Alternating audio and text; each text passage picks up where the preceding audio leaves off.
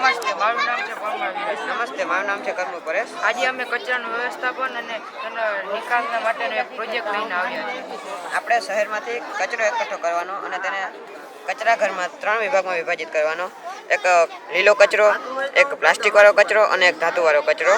લીલો કચરો છે તેને ચૂના સાથે મિક્સ કરીને તેને આમાં રાખવામાં આવે અને તેને આમાં છે ને તેને નાના નાના અણુમાં વિભાજિત કરવામાં આવે અને તેને આમાં થોડાક સમય રાખવામાં આવે, જેથી તેમાં મિથેનોજેન્સ નામના બેક્ટેરિયા ઉત્પન્ન થાય. એ મિથેન વાયુ ઉત્પન્ન કરે, જે આપણે બળતણ તરીકે ઘરોમાં કામ આવે. આ અમારો લાઈવ પ્રોજેક્ટ બનાવેલ છે.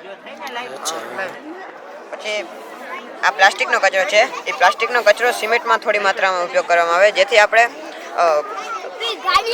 ભેજની માત્રા ઓછી રહે. અને ધાતુ છે જે રિસાયકલિંગ થઈ જાય છે.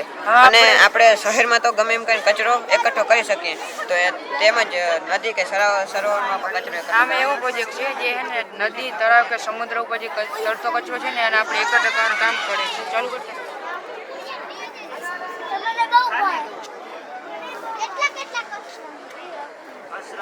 આ રીતના તેની અંદર કચરો આવી જાય છે અને નદી, તળાવ કે સમુદ્રનો તરતો કચરો આપણે એકઠો કરી અને તેનું પાછું રિસાયકલ બી કરી શકીએ છીએ.